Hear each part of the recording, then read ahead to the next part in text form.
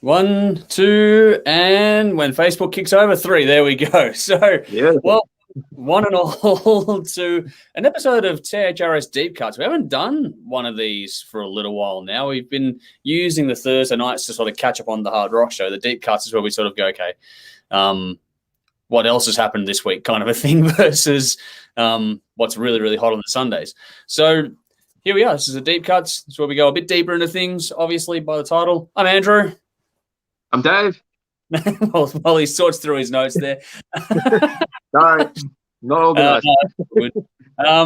So in this episode, for everyone to know, we're going to be covering off the latest from Royal Blood, Frozen Crown, and Souls of Diotima.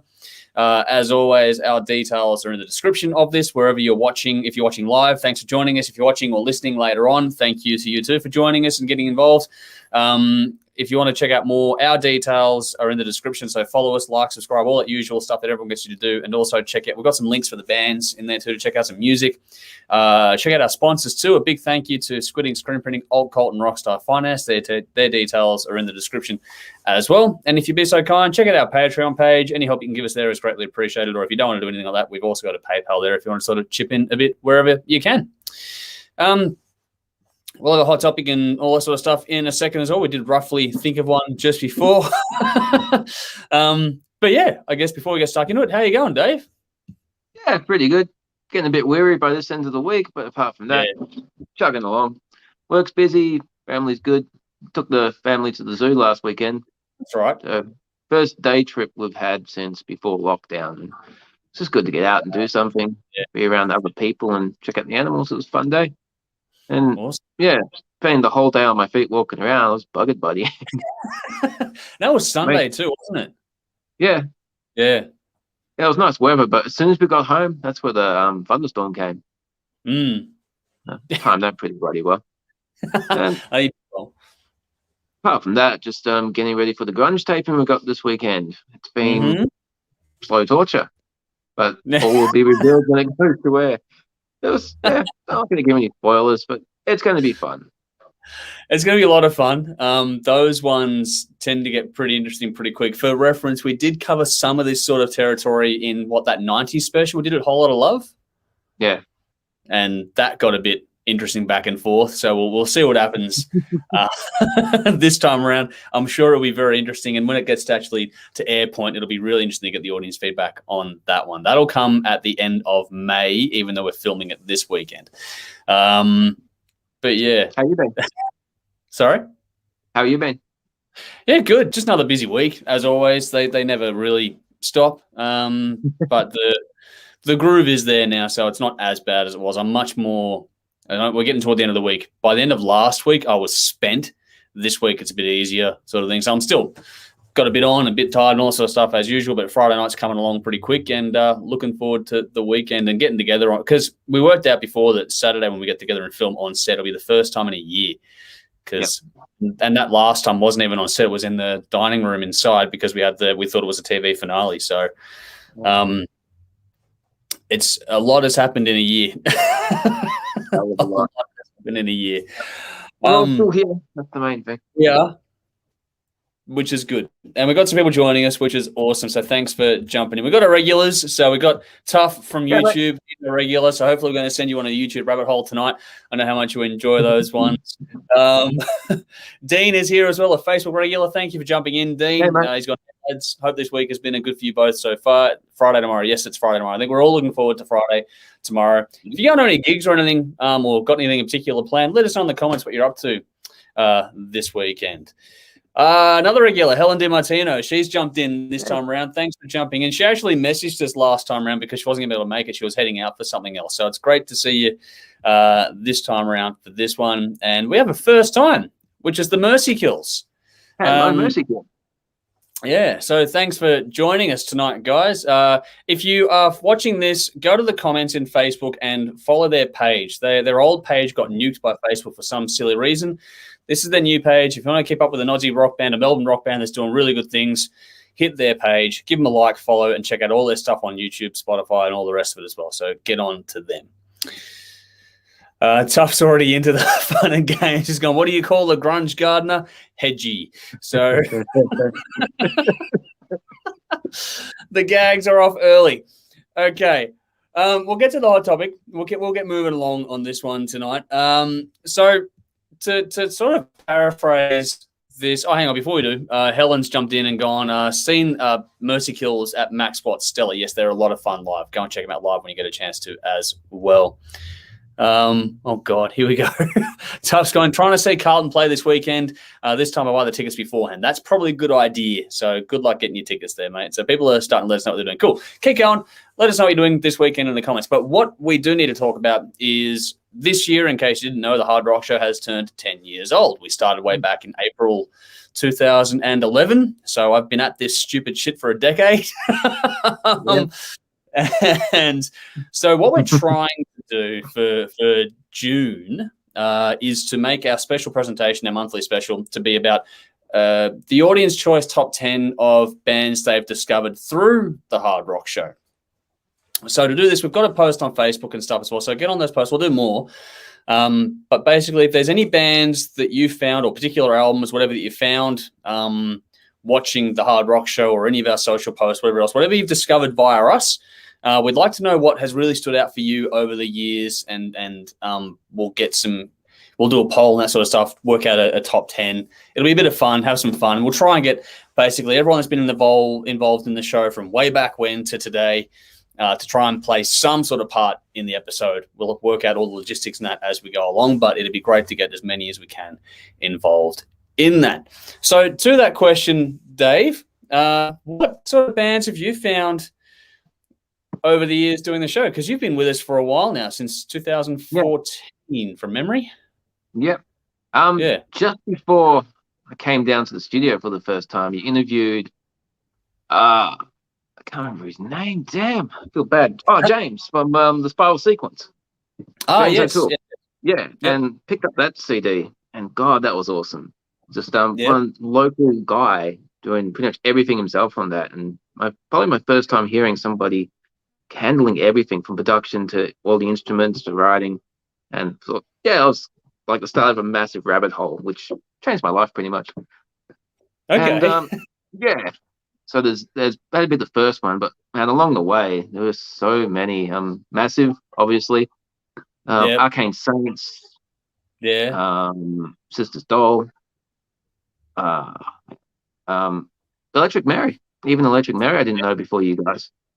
Oh, cool. So there's been a lot of not just the band's music, but meeting a lot of cool people as well. There's a lot of talented musicians right here in Melbourne and all over Australia. But it's definitely interesting because I wouldn't know half the bands I listen to now if it wasn't for the involvement in the show. So that's cool. It's been a hell of a ride.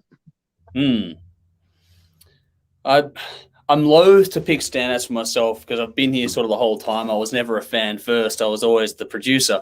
So it's hard to sort of put the hat on and just go back to being a pure fan. I think back to the really early days when I think of this sort of stuff, and go back to the bands that sort of first got on board with us. So, you're talking about in Melbourne, it was bands like Massive, which was then Fast Track, or Dead Star Renegade, which is now Sonic Circus, and a heap of other ones as well that no longer exist. That's the sad part about it all, is how many bands are not with us anymore. Come and gone.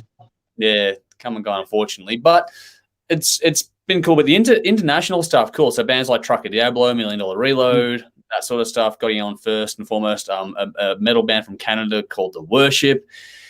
All those old memories sort of come back at this sort of time when you start to think back over 10 years. But along the way, artists like Mike Mills, Toehider, Arjen Lucanson from Aerion. There's so many great albums that you find over the years. Is they go, okay, fuck, this is cool. Having, getting the chance to talk to people like the guys in Horsehead, to Bob Spencer, to Paul Wassine, like, Electric Mary, had them on the show a few times now as well. So, you go through all those motions and you find that, the community aspect of it all is really what stays with me most of all, because the music is sort of always there, but the people you talk to when you go out and about and you see people, it never goes away, that kind of feeling. So it's cool. I do want to reference some audience feedback we've had already. So make sure you let us know in the comments whenever you're watching this, or now or live or later on or whatever else. But on the actual Hard Rock Show page on Facebook, comment-wise, we got references to Volvagun, Coleman Over Babylon. That's a great, great album. That was from Damien Lynch. Sean Richards put Stone Trip. They're a new band that's just sort of started kicking around a little bit. So he started following them after watching the show Sideways, the clip Sideways on the show, which is cool. Craig Spangler, who's a great supporter of ours over the years, so cheers. Forever the Optimist, Ragdoll, yes, we all love Ragdoll, massive, and Ice on Mercury. They're some great fucking bands there. Right. Shame Ice on Mercury are no longer around. Yeah, I know. That last little EP they released was fantastic. That was fucking great. Yeah. I saw that last show at the Elephant and Wheelbarrow. That was fucking great. That was a good night. Forever the Optimists were a great band too. It's a shame they called it a day, but they were fantastic as well. Okay, Benny Skirving, another regular of ours online. He's Tragic Earth, Sonic Circus, and Eat the Damn Orange. So he's appealing to all of us there. Tragic Earth put out some fucking great music. I know they're really on these days, but they put out some fucking great ones. Sammy G Banger has gone with Toe Hider, which is cool. Stephen Moore, another regular commenter of ours, has put Harlot and Devil Electric. I think Harlot and Devil Electric are two fantastic bands. Harlot in particular have done really well with our audience, so they've done great things. Nudes, who jumped in before to say hi, guys. So hello to Nudes, but in the comment earlier on, he put Bottom After Midnight and Katana Cartel, so he likes those ones, which is cool. Bruce Weatherly put Espionage, Southeast Desert Metal. Now, that's a band I wouldn't have known about if not doing the show. South Desert Metal is fucking really cool. And also Snakebite Whiskey. That's another one there that got a lot of love.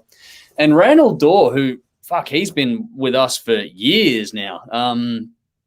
Where do I start? Ragdoll, Jackson Firebird. Now, that was a kick-ass band. If you ever got to see them live, that was fantastic. Dead Sea Ruins, another great band. CD Jesus, they're a lot of fun. Black Aces, Cicada Stone, Lazarus Mode, another great band there. Another nod for Sonic Circus, Eat the Damn Orange. The Mercy Kills, which we flagged earlier on tonight. Eat the Damn Orange. I said that before, sorry. So Shadow Queen. Shadow Queen is a band I wouldn't have known without the show, and that's fucking fantastic. Horsehead, Acolyte, yes, another one. Dirt River Radio, another one. Emperor, Echo del Tusker, Carly Jewel. None of these are bad. They're all fucking fantastic choices. Not our THRS lounge, so join our Facebook group. We've got Devil Electric and Harlot again. But you got Riff Raiders, Espionage, Sonic Circus, Trigger, Torrential Thrill, Shadow Queen, Acolyte, and Dangerous Curves. And that comes from Andrew Marshall, who's another regular of ours too, so this is really cool. And Christopher Reed also put the same as him, but also some less serious ones like Steel Panther, The Beards, and the clip for Master Exploder by Tenacious D, which is a clip that always seems to get a lot of love out there with everyone involved. So that's what's been happening so far in the social media comments. We're going to start doing more of this, so make sure you're following us online and stuff. But this is just sort of a brief snippet of what people have been going on through. So here we go. We've got some comments coming through on that sort of stuff too. So Darren Humphreys jumped in. I might have seen a Blaze first on the show, which is awesome. Cool. And where else we got here? Okay, I'll have to go back a bit. Jody's jumped in. She's obviously finished doing Zach's homework. So, Lita Ford, yes, that was an awesome moment, meeting Lita Ford, chatting to her and doing the interview with her. That interview was online, and that's gotten a fucking fair few views too. So go and check that out if you want to see me doing it much worse at what I do now. I'm a bit more experienced than what I was back then. That was awesome. And Jody's obviously a huge fan of Lita Ford, so getting to see her was like a huge fangirl moment for her. Going back to, hang on, Samantha Gray Jones, thanks for joining us on Facebook. Said happy birthday for turning 10 years old. That's very much appreciated. Thank you for that. Helen this weekend is watching The Crooked upstairs the Tote Friday night, and Fuck the Doom is at Cherry Saturday night, Sunday Grandmother of the Year yet again, and Westwood Beer Garden. Nice. Enjoy all that, Helen. It's a big weekend for you coming up. And Tough Snares, going on my YouTube Heavy Metal Void of Never Ending Metal Voyage, thanks to your links. Here are mine. WET or Wet, Tank, Powerwolf, and Hitting to name a few. Awesome. That's cool. That's a good new different selection there. He also found the old movie The Sword and the Sorcerer. He found something like that he used to watch when he was a kid from doing this sort of stuff. And also Rick Ashley's putting it. But he also said, thanks for finding Sabotage. You never knew him, so that's cool. So it helped me people find some classics as well while we're at it. Hey, check out the Rick Ashley Nirvana mashup. It's fucking brilliant. Helen DiMartino has jumped in to say Stone Trip are brilliant. Yes, they've got a new single out now too, so make sure you check that out. And ever heard of Palm Salmon or Pam Salmon Band? Bloody great. No, I haven't checked that one out. That'd be a new one to check out. Have to go and look at that one up. Here we go. And Jodie's jumped in again on Facebook this time around. Virtue and Destroy, she said yes. Now, Destroy said have a special place for us here because they do the theme music for the show on the TV broadcast, which I am working on actually importing into this platform here just so we have that there to sort of set the mood when we kick things off. But yeah, Destroy said Jodie knew them from back in school days kind of thing. And Jodie and I actually met at a Destroy, she said, gig. And now we're married all these years later. So, work all that out. So they're a big part of our lives, but also Virtue. Virtue were a fantastic band. It's a shame they folded because they were doing some really great things. Although Glenn is now in Wicked Smile, the bass player. So he's joined that lineup, which is cool. But anyway, that's just a rough, there's actually a lot in there when you start going through it, but we want more. So we want to get as big a spread as possible on this, and then we'll try and work it down to like a top 10 with maybe a bonus or two, and then we'll get together in early June to film what we need to film for that, and then we'll release that at the end of June, and hopefully that'll coincide with another announcement of the extension of community TV in Australia, but we have to wait and see what happens in that regard. All right. Well, hang on. Did you guys show Ancient Empire? I don't know how I found them. I guess they found me. I'm trying to remember. I think we might have done. I've forgotten how many clips we've shown. I forget. So maybe not. I won't take credit for something I'm not 100% certain of. So maybe you found that one on your own doing a rabbit hole one there. Tough. But yeah, whatever else you found out there, let us know in the comments. We are going to move on to our first review and get things kicking on. Otherwise, we'll be here all night waxing lyrical about yesteryear when we've got another 10 years of work to do right now. So first cab off the rank tonight is Souls of Diotima with Janus, however you want to pronounce that one. It's 10 tracks for 45 minutes, the fourth studio album from the Italian band, released January 2021 via Rockshots Records and also Diotima Records. Produced by Oscar Nilsson at Create Studios in Sweden. 2 singles have so far been released in the title track and The Black Mask. This one came to us directly from the band, so thanks to them for sending this in. And for those paying attention at home, hit the comments or the description because there's a track for you to go and check out now. But anyway, Dave, I'm pretty sure we're the right ones to be reviewing this one. How'd you go with it? Nightwish. Don't know this band, haven't heard of them. Being a big fan of Nightwish and Battle Beast, this is right up my alley. Songs not as orchestrated and elaborate as Nightwish, but just as powerful and dramatic. As expected with this type of music, there's elements of beauty, there's elements of brutality, and it all goes together really well. Everything's really composed really well and really well performed, and each song is unique and engaging. It's got a different flavor for each one. I thought that was really well done because sometimes it can be same with some of these bands, but this is very unique. I thought it was cool. Great female vocals. She does a really good job, and she's got some really interesting lyrics, and she brings the emotional depth and storytelling to her performances. Very cool structure to the songs. They know how to develop the dramatic moments at just the right moment, and when to bring in the harsh male vocals, when the solo should come in to heighten everything, and some background choir-y type thing to bring up. It's not exactly a choir, but it's not exactly chanting. It's something in between. I thought that's helped to make it unique. That was very cool. Nice big chunky guitar sound, killer riffs. If you like really ballsy fucking and there are times during the songs where there'll be a guitar riff to change the section that's just pushed right to the front, and everything else is still there, but because of that ballsy guitar riff, it's just like fuck yeah, this is cool. Overall, this is a very cool album. They got 3 albums out before this, I think, and I have to give them a listen because it'd be interesting to see what else they've got. Really hard to pick standouts on this. Every time I was listening to it, I was finding new things about songs to like and new songs to like in general. But I got 8.5 out of 10. Stands with Black Mask, Fleet Demon, Janus, My Roots, Mediterranean Lane, and Shirin. Okay, cool. We crossed over a little bit there, but no, this is a very cool album, this one. I wasn't, like, when you get something sent to the inbox, you go, okay, I'll go and check it out. And you never surprised because right from the opening, it opens with a killer riff.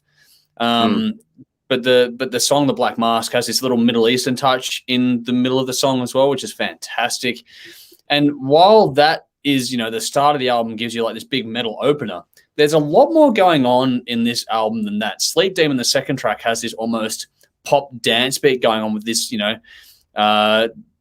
this really awesome hook, catchy as fuck hook. But at the end, toward the end of the song, it's also got this the growl, which is probably the most brutal moment on the record. So they've got this thing on the second track of the album. You've got the most pop upbeat thing going on, but at the same time, it's the most brutal element of the album. Yeah. So they've got a pretty broad spectrum, and they really paint well within it too, which is really nice. I thought the energy was a chance to get comfortable. Yeah, which is no, it's good. I like having the interaction. So, but I think that the how they do things with the energy on this is really cool. And that actually byplays with what you mentioned before about the lyrics. The lyrics are a bit darker. The stories are interesting. They're engaging. They're darker. And that whole thing is a really interesting blend going on in this. I liked on Princess of Navarre. Claudia is the vocalist. Her range is really well used on that one. And alongside, the vocals being your main point of focus on this one, the guitar work was fucking fantastic. The solos were brilliant. They were really well thought out. Nothing over the top. Like, they still had enough flash and all sort of stuff, but nothing was meant to overpower the song. It all serves the songs really, and actually adds, soul and flash at the same time, and brings that emotive depth in that sort of back third of the song traditionally. I love the mix. It's got a really good mix, a blend of sort of the digital and organic sort of stuff in this. And I liked how everything has a slightly digital side, but the drums and the vocals are really warm and organic. So you got those really clean and crisp guitar tones, but the drums and the vocals have that sort of warm sizzle to them, which is nice. Great balance, great depth. Everything is well placed. You hear absolutely everything. And I liked how the synth was just back a little bit on this one, how it was just there. But when they wanted to push that forward, like you were mentioning the guitar riff before, they'd use that to change the mood. They did the same thing with the synth here and there as well, which is really, really cool. Little things for a geek like me, like the on the last track, Sheridan, the drums got to ring out in that one a bit more, so it was just a really nice tonal thing. Like, all that little stuff is there, so great attention to detail. I like the backing vocals that you mentioned as well, how it had that sort of a chorus effect going on with what was happening there. And I liked, like, Ishnos Superhero is, I'm going to pronounce all these wrong, I apologize to the band if I'm saying things wrong, but that felt a little bit like a Eurovision moment, that song toward the back of the album there. But that's not a bad thing. It really does fit in, and it's not a Eurovision song. It's fucking rocked out to the shit. Like, it's a metal song, but what they've done with it is that whole, the rhythm that they play with, that pop sensibility kind of thing that plays in, which is where it's cool you mentioned Battle Beast, because that's kind of where it crosses over a bit with that sort of vibe. But all in all, like, this is really heavy, really melodic. It's a good journey to go through. And I've got to give a big thank you to Giorgio, who's in the band, for sending this in to us. Really do appreciate the email. I don't know how you found us. I'm glad you did, though, because this is cool. Well worth checking out.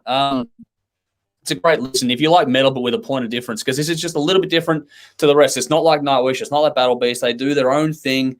It's very, very cool, very well done, well worth checking out, even just the once, just to see what you think of it yourself. But for me, I gave it an 8.5 out of 10 like you. I picked the Black Mask, the Dark Lady, and Sheridan as well as you did. So that's that one there. That was a really cool release. So, yeah, a big thank you to the band for making sure we got a hold of that one. I'm glad we did. Well worth the listen. Tuff's jumped in with a comment. All thanks to you guys. My list of neck braiding metal, Shah, Ironbound, Battlecross, Primital Brothers of Metal, Overdrivers, and Hawkwind. Yeah, there's a lot there. So he's still going down his rabbit hole. So yeah, please do check out the Souls of Diotima. The video for the Dark Lady is in the comments or in the description whenever you decide to check this out. Moving on to the next one, though, in the comments again and also in the description is the next one. So we're staying in Italy for the next review, and this one is a band called Frozen Crown. So here we go. This is Frozen Crown with Winterbane, 10 tracks for 53 minutes, the third studio album from the Italian band, released April 2021 via Scarlet Records. 2 singles have so far been released in Far Beyond and Towards the Sun. The album has also got a cover of Judas Priest's Nightcrawler on it, and this album comes about after 3 of the 5 members departed after their last album, Crowned in Frost, in 2019. So a massive lineup change between the last album and this one. How'd you go? that explains something, because I'm pretty sure we reviewed this album, this band before, but looking on their social media, the band looked different. Yeah, that's probably what threw me, because I'm just like, what the hell was the name of that band? Because it sounds like this band, but they don't look the same. So new lineup. Yep. Well, the key ingredients is still here, because what really impressed me about the previous album was the guitar playing. There was some fucking great guitar riffs on there, and there's even more on this. And not just stuff you'd be familiar with, a few what the fuck moments. And that's what really stood out from the previous album. It's like, how the hell are they playing that? What are they doing there? Like chucking some extra notes into a beat and skipping this thing here. It's not overdone. It's not drawing attention to itself. It's just like, hey, that was cool. And then it continues on with the song. And if you're a guitar player, there is plenty to get excited about with this release. Which is why you got excited. Absolutely. It's one of those ones that inspires you to pick up a guitar and then feel sad that you can't match their skill. Yep. That's me every day on the guitar. It's getting worse and worse, because kids are getting younger and younger and skilled players. What can you do? Yep. As long as they're playing, I'm happy. This band is straight up metal, which is cool. As much as I love power, prog, symphonic, this is just straight ahead, balls to the wall metal with impressive guitar playing. Got a bit of a Judas Priest vibe of this one, which is funny, because I wasn't expecting the Nightcrawler cover, which comes third song from the end. And it's like, hey, shit, this sounds like this Priest even more. So it's like, it's Nightcrawler, cool. That was a very cool cover. And it just, the album flows really well. You got a whole bunch of originals, and then the third last one is a Judas Priest cover, and then the next one is an instrumental track with a lot of piano, and that seamlessly leads into the epic closer. And it's just, I think the epic closer is like 8 minutes. There's a lot going on, a lot to appreciate, and easy to listen to on repeat spins. I think there's another long song on the album, and the rest are between 4 and 5 minutes, so a lot of diversity in the track lengths. So I gave this one 8 out of 10. Embrace the Night, Crown Eternal, Nightcrawler, cool cover. Tales of the Forest, which was the instrumental, leading into Blood on the Storm, which was the album closer. Excellent listen. Cool. Yeah, Crown Eternal was like 6.5 minutes long. I think that's the other one you were thinking of, but that was right near the middle of the album, that one. With you. The first album, we reviewed the first album in 2018, The Fallen King. They had a different lineup then, obviously, and so we didn't do the second album in between, so I was keen to make sure we got onto this one this time around. The lineup change doesn't seem to have hurt this band at all. They're solid. They haven't missed a step, and like the previous work that we have listened to, this is loaded with riffs and melody. If you like guitar and you like vocals, album for you to check out for sure. Definitely much more, compared to Souls of Diotima before, this is much more on your traditional heavy metal or power metal kind of thing. So the Judas Priest analogy that you put there was, fitting for this one. It also makes sense why they chose that song to cover, because it works well on the album too. They did a good job with it. Stayed pretty faithful to it, but it just fits at a nice little point on the record, it was well done there. Some fantastic solos on this, like you were mentioning, I liked. I don't get into the theory side of things musically as much as you do, but I did note that they did do some very cool things with the way they were playing, and how when they did do the dual guitar lead stuff, they didn't dub in a rhythm track. They let the bass and the drums do it, which is a really smart thing to do. I really enjoyed that, because most of the time you'll get the dual lead guitars going, and then you get the rhythm track underneath, but they cut that out and just put the bass and the drums there, so it's more like a live representation of what the band's doing. And I thought that was cool. I really enjoyed that aspect of what they did here. Along with the female vocal on this from Jade, I like the co-male vocal from Federico. They're both the two founding members of this band now, and they have played off each other really, really well vocally, to the harmonies, the aggressive vocals, the clean vocals. It all works in really, really well. And they haven't overdone the joining of the male vocal, be it either clean or heavy. They've just done it just enough to add some really good color and drama to the songs in the right times. This one doesn't have as many hooks in it per se. It's much more about the whole traditional metal kind of thing. But they are there. Some of these songs are going to get stuck in there pretty well. And from start to finish, you can't fault the writing or the performance on this. It's very, very well executed. Mix is good, really clean.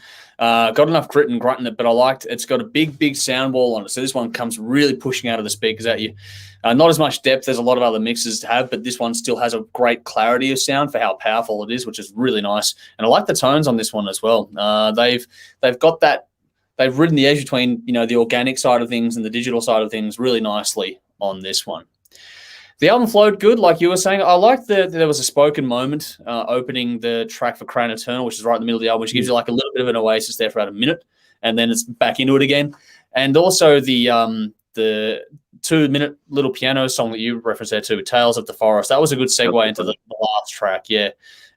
Which the last track is also the heaviest one on here. So the 8-minute track is the most brutal thing on this record, and it's a great way to close it out, actually. I thought they did a really good job with that one too. Basically, if you like your metal at all, go and check this out. You will not be disappointed, and they're young, so here's hoping they've got a great future ahead of them as well. 8 out of 10 from me. The Lone Stranger, Angels in Disguise, and The Water Dancer were my standouts on this one. So we've gone from that. We're going to take a really hard fucking turn in a second. I will go through some comments though first. So Nudes jumped in before to say, just clicked on Frozen Crown's Facebook page and I thought I saw Avril Lavigne. Glad to report I was wrong. Yes, you're very, very wrong on that one. Helen's back. She checked them out. Obviously, both bands as busy as fuck. Yes, they are. Here we go. What are we on here? Tuff is back again saying, all this metal has affected my DNA. Now it looks like a little demon dude on a slide playing guitar. But he also says, Souls of Diotima, I can see myself listening to this while making a heavy metal mixtape. Not bad. Awesome. Cool. Well, keep checking out the music. Make sure you do that, people, and let us know what you think of it as we go along. But we do have one more to go, and it's a pity Tim hasn't joined us tonight because it was like we probably would have done it anyway. I'm gonna sort of just put the boot in a little bit here, saying because he was the one that said no, we should make this band the headliner for this part of the week, the deep cuts, and I get why. It makes perfect sense. They've got a large following. But check the comments now if you dare.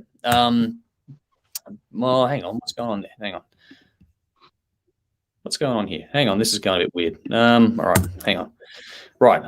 I've found a new function all of a sudden. So something's gone very strange. Okay, cool. Randomly finding things. All right. So in the comments now, check it out. If you're on Twitter, these don't come through on Twitter. So hit the description of this or go to another platform to find the links. Otherwise, just do a Google on what we're talking about now. But in the comments, we have a link for a new track from a little band called Royal Blood. So check that out. If you're there, you're going to get our thoughts in just a second. Sally's jumped in. Hey, guys, was working late. Sorry. Great to have you here. Thank you for jumping in yet again. Whatever you've missed, make sure you go back to the start and catch up on all later on. It'll be there for as long as we want to leave it there, which will be pretty much forever because I can't be pulling anything down. So, too much else to do. But anyway, we are going to move on to the final review tonight, and that is Royal Blood with Typhoons. It's 11 tracks for 38 minutes. The third studio album from the English duo released April 2021 via Warner Records. Produced by the band themselves with Josh Homme and Paul Epworth. 3 singles have so far been released, including Trouble's Coming and the title track. This was mostly self-produced during 2019 and 20. And this is another one that was delayed due to COVID. And this album marks a departure from style for the band. They've changed their sound up a little bit for this one. So I can see why they're a popular band, but we'll see how this album has gone with us this time around. Dave, over to you.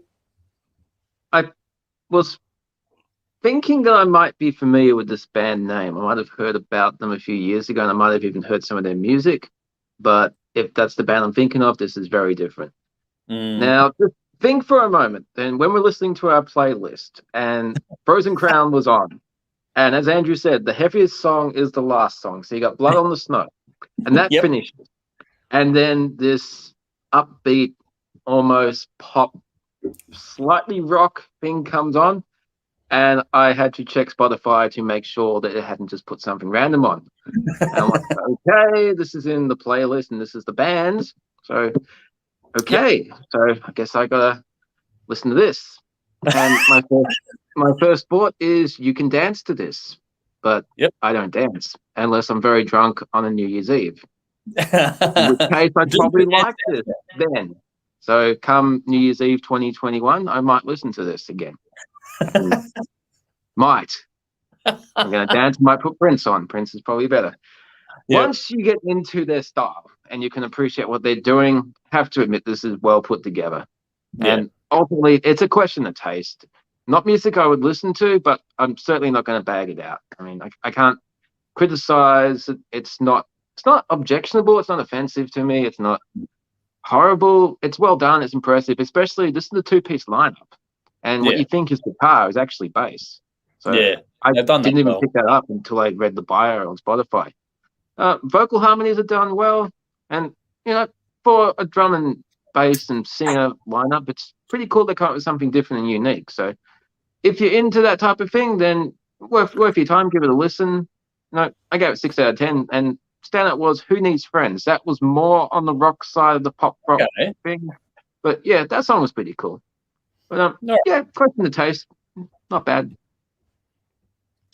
You're definitely right that it is going to become a matter of taste, and like you're not going to go burying this thing. You can't listen to it and say it's Pox. It's not Pox at all. I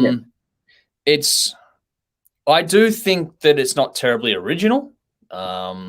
For this, I'm not a huge. I haven't listened to much of their stuff before in the past. I don't think we've ever reviewed them on the show before. I might be wrong on that one. I don't think we have. So for me, I went and checked out some of their earlier stuff after listening to this album. And the early stuff is much more rocked up than what you get here. This one is more of a dance and disco foundation than a rock sort of foundation. This one is dance or disco music with riffs versus the other way around, like where you had Kiss was riff-based and then had little disco elements. This is the other way around. It's pretty energetic. If you got some peaks and troughs on this, you got the last track in particular is the piano piece. All We Have Is Now. Interesting little way to close the album out, but it just cut off at the very end, which I found really abrupt. That was just odd. So I'm not sure what they were doing there. That would have been better with a fade. We're out of lockdown. Yeah, just go and make it.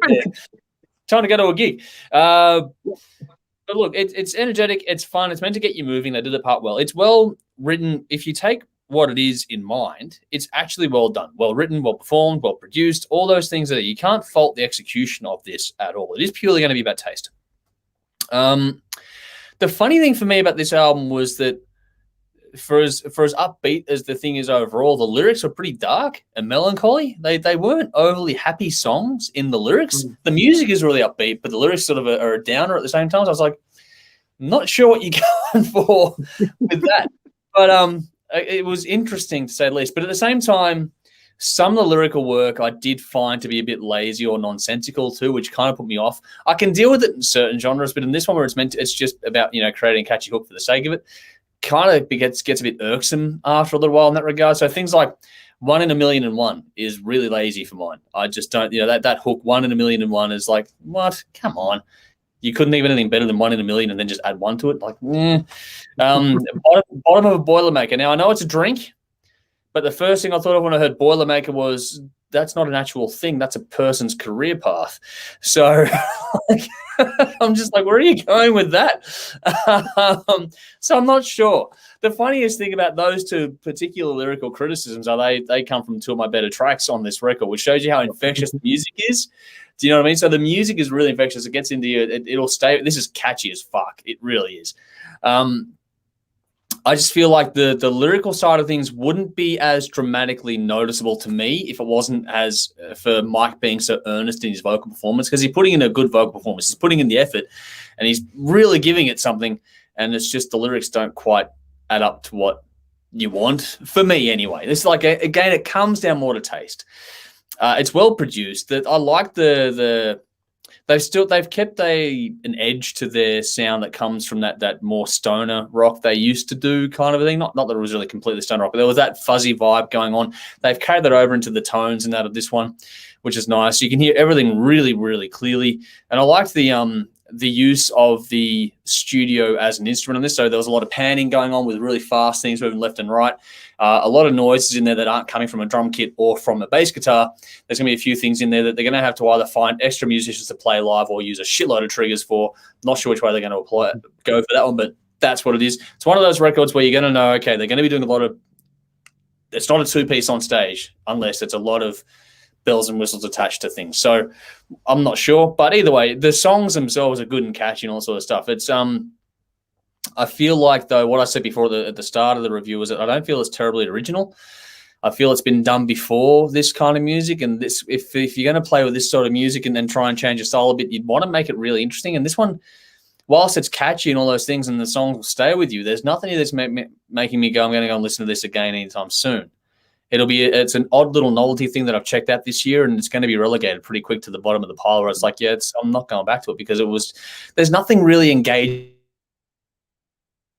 about it, if that makes sense. You'll hear it, it'll be catchy, but it'll be the annoying kind of catchy after a while, because if this is getting played on the radio, it'll be one of those songs that will get played on the radio, or anything from this record will be played on the radio, but it'll get played so much it'll become annoying after a month. Do you know what I mean? It's one of those kinds of bands or groups, whatever else. That's what they've got, and that is what will work for them, but it's also what will work against them. So it's one of those weird ones there. I think they've channeled a bit too much Daft Punk on this, right down to even the video for Limbo, as well as people walking around in black latex or leather motorcycle helmets on. So they've got the full, Daft Punk thing there, which is why I think Nikki would probably like this album. But yeah, it's worth a listen if you want something different. But if you want your diehard rock and metal, you're probably not going to get that here. But like I said, I'm not going to bury it or can it. I think it's well executed, all those things. It's just going to come down to taste. So on that being said, I'm going to be neutral about it. I'm going to give it 5 out of 10. So yeah, I picked Boilermaker 1,000,001 with my 2 tracks on this one that really sort of got my attention, because that's where, for all my criticisms, they were really, really catchy and infectious. So there we go. Here we go. Right. So back to the comments. Tough has joined us again. So Frozen Crown, give me hope that metal will outlast pop diarrhea music. Yes, there we go. We always love those sorts of comments. And onto the Tough Sneezer. Got a bit of blend of Muse with a dash of Daft Punk. Yeah, a lot of people talk about Muse with this band as well. I don't listen to a lot of Muse, so I can't really say much about that. My daughters do, but I haven't checked them out on that regard. So yeah, Muse, Daft Punk is a very common denominator with Royal Blood on this one. Very produced pop, good clip over. So Helen liked the music and the clip. And Tough said, reminds me of the game Road Rash with their music. Okay. Yep. He knew them in 2014, Tough did, and he got out of the Black first album. He got, okay, cool. But then again, on the flip side, Sally goes, doesn't inspire confidence. I'm pretty sure that review is not going to inspire a lot of confidence. But as always, don't just take our word for it. Whether we like something or whether we dislike something, always check it out for yourself. Don't just take our word for it. That's why we put the links there. Go and check it out. If you agree with us or disagree with us, that's cool. Either way, let us know your thoughts as you go checking things out. That's what we do this for. That's why we wait for the music to come out before we go talking about it, so we can get the interaction, the comments, and the conversation going on at all. We're all fans first and foremost. So check everything out. Let us know what you think of it when you do so. But that's the final review done and dusted. Relatively quick one tonight by comparison to the last couple we've done. We've tended to go a bit on the last few times. So again, as always, details are in the description. Make sure you're following, like, subscribe, all the usual stuff. Check out our sponsors too. Their details are in the description of this, whether you're watching live now or checking us out later on repeat, or audio via Spotify, wherever else. The description has all the links you need. So check out our sponsors. A big thank you to Squidding, Screen Printing, Old Cult, and Rockstar Finance. Our Patreon information is in there too, so any help you can give us on that platform is greatly appreciated. If you don't want to do a monthly thing, there's a link there through PayPal to just do a donation if you choose to. You don't have to. It's just any help you give us allows us to do more and gets more things done at this end here. Our next streams, it's a bit interesting because we're filming on Saturday, we're not 100% sure of what we've got locked in, because it's Sunday is Mother's Day as we do this as well. So we've got to take all these family things into consideration. So the rough plan, as it stands now, is Sunday we'll do an episode in theory, but it's not locked in. But either way, the next episode will cover the Vendettas, Weezer, and probably Scarlet Riot is what I'm thinking at the moment. It's a big release week next week, so there's going to be a lot to get through. Tuesday, we've got another interview. We haven't quite confirmed which one we're going to go with yet, but that'll be Tuesday night for sure. That's definite. Excuse me. And then Thursday, we'll have deep cuts again, hopefully, with everything going to plan. Otherwise, Thursday will be just whatever. But yeah, that's the regular schedule. It's basically Sunday, Tuesday, Thursday, with Tuesday being the interviews. That's what's happening.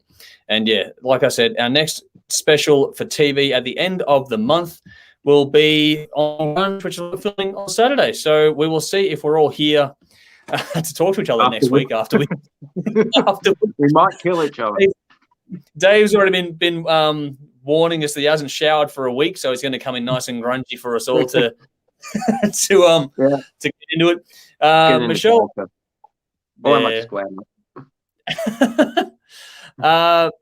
Michelle has said, love your work, guys. So thank you very much for saying that and for joining us. Greatly appreciated. Helen's random, but check out the Oath, Big Wreck. Yeah, Big Wreck we have checked out before. I don't know if we've reviewed it, but we have listened to them before. So definitely a band to keep your eye on, that one. We have a question for you, Dave. For you, Dave, Yep. which is the right person to ask. Ben has jumped in, so thanks for jumping in and has gone, Dave, what is your favorite Gunner song and member? This is like getting Dave to pick his children, mate, so good luck. Favorite song would be one that Andrew actually called filler when we did the review, Locomotive from Use Your Illusion 2. I love that song. I think I almost fell off my chair when you said that was filler. That was with an audience too. Yeah. Oh man, that was painful. And favorite member. Fuck. It'd be either Axel or Slash, and depends what mood I'm in. So yeah, I don't know. Can't answer that. Axel or Slash. Yeah. But yeah, Locomotive is my favorite song. I'll try and jump into it. My favorite song is probably gonna be My Michelle of all things, actually, and that's more to do with memories than to do with the song itself. Just there's an old friend of ours, Shelley, who we always just sing that around her, and so that was a lot of fun. So that's going way back in the day. So that was cool. And for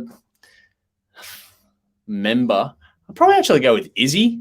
He didn't overstate things, and he was like the songwriting isn't the same without him. I think even you can agree to that. So I think that a bit underappreciated, that one. As far as after reading Duff McKagan's biography, I got a lot of respect for that man.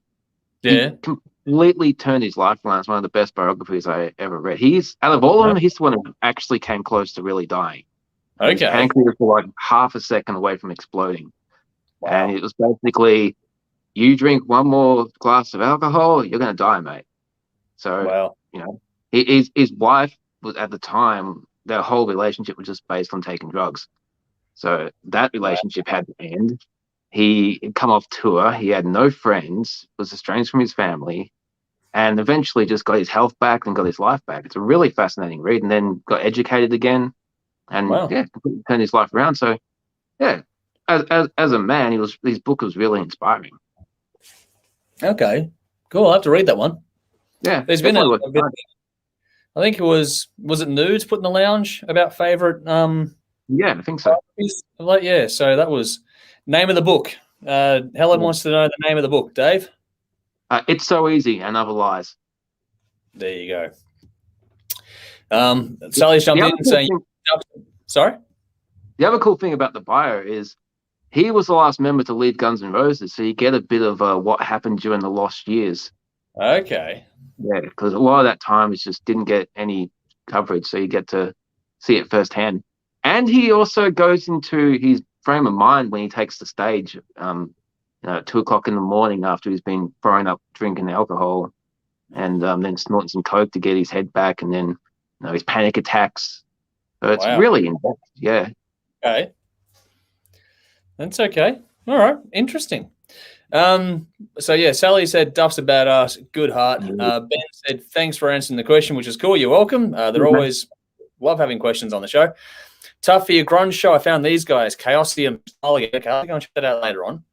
Darren jumped in to say, Dave, you'll probably like It's Alive with Georgia Coluluri, who's a backing singer for Matt Sinner. She has a cool, tough rock voice. Okay, that's one to take on, listen, and check out. All right, well, let's check that out. Sally jumped in, garden hose for Dave. This is back when we were talking about Guns N' Roses. Will we be going back to Whole Lotta Love by any time for the show? Never say never. We haven't got any plans to do any of those ones because they're extremely hard to organize after a while, and because time is really, really precious, it's actually pretty hard to get around to booking those ones. But if we can make some of that happen, we will. We are looking at doing some sort of gig later in the year. I don't know much of the details about it because I'm actually not the one organizing it this time around. I've sort of deliberately been kept in the dark, which is fine by me. So stay tuned. There will be something, hopefully, in one way, shape, or form coming up, as long as we can all keep out of lockdown. That's the main thing right now. Yeah. So if we can do that, there'll be something coming up. I'm not sure what. And Helen also said, if bees had knees, you'd be these. Thanks and happy birthday. So there we go, Bees Day, lads. So cheers for the kind words there, Helen, and thanks for jumping in again. What else? Okay, Nudes just jumped back because, he was the one that put the post in the THRS lounge. Alice Cooper, Golf Monster, top read as well. I'm sure you would have read that, Dave. No, I haven't. I was hard to find a copy. Yeah, I've read his other biography, But the Golf Monster one, no, I haven't been able to get a copy. All right. So anyone out there that knows how to get Dave a copy of that, let us know. Yeah. Dave, in case you didn't know, out of all of us, Dave is the Alice Cooper fan at THRS. He's all right. You're a little bit obsessed, mate. Just a bit. But yeah, I think that brings us slowly but surely toward the conclusion of another episode. So thank you all so much for joining us. We do have one more segment to go, as always, and that's the fun part of the week. That is the bin. So, Dave, what are you putting in? Yeah, a few weeks ago, I binned roadwork. Now, I'm going to do a similar thing, but lack of organization when you're doing this roadwork, because if you have a detour and you're blocking off a major road, and your detour also has roadwork where you block off a lane, plan your shit a bit better, because you know you're going to get more traffic going along your detour. Now, if you've got 3 lanes and you block one of them off, it just makes things 10 times worse. So surely, if they're different departments doing these roadworks, you can communicate and say, hey, wait a week or so until this detour is finished, and then we might ease some traffic congestion while we do this important work. But that might be too simple. So organization, planning, lack of it in the bin. General speaking, governments and planning don't tend to go hand in hand. So it's not really a surprise. And that goes in the bin too. For mine, it's a bit more for me personally. The constant for those who follow the footy, Collingwood. I know they're not doing well. That's okay. I'm good with that. Whatever. I can handle the articles being written, but every fucking day there's a dozen.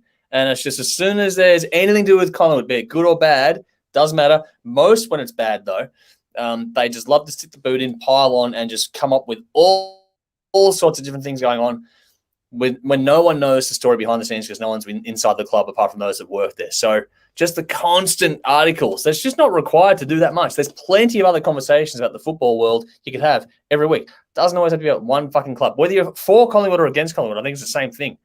It's over the top. Way too much. So that can go in the bin for me.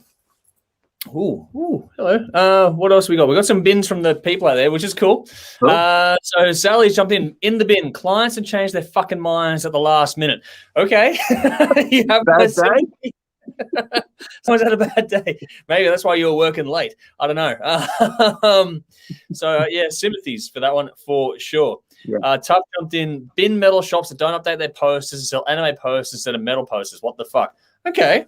I'd like to know where that is.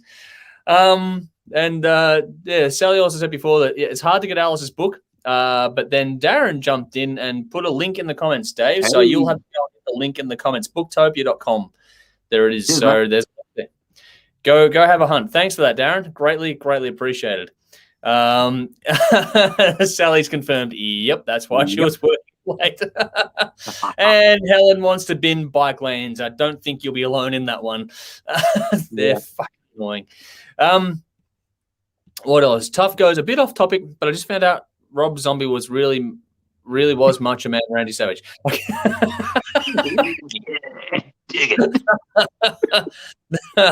So we're all wrestling fans here too, which makes it even more interesting. Apart from Nikki and Jody, they both don't like it. Everyone else can tolerate it. Nikki and Jody can't stand it. But yeah, we have some fun. So thank you all so much for jumping in and getting in the comments, having fun with us tonight. It's been great having you all here. Good to get some new faces and good to get our regulars here as well. So make sure you tune in for the next one. Even if you don't catch it live, it'll be there for you to watch whenever you're ready on.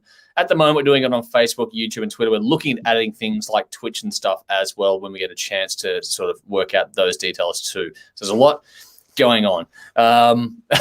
If I could insert gifts right now, I would, because Sally's just going, ooh, yeah. But yeah, once again, I think that's it for us. We'll wrap up here. But thank you all so much for sticking with us. Have another episode. Hopefully you've enjoyed what we put together for tonight. And make sure you let us know what you think of the music and all the other stuff going on here as well. But again, that's it for now. Thanks for tuning in. We'll see you all again very, very soon. Until then, I'm Andrew. I'm Dave. As always, drink up and rock on. And now we do the final farewell. So first of all, it's Twitter. Bye-bye to Twitter. And then we go ta-ta.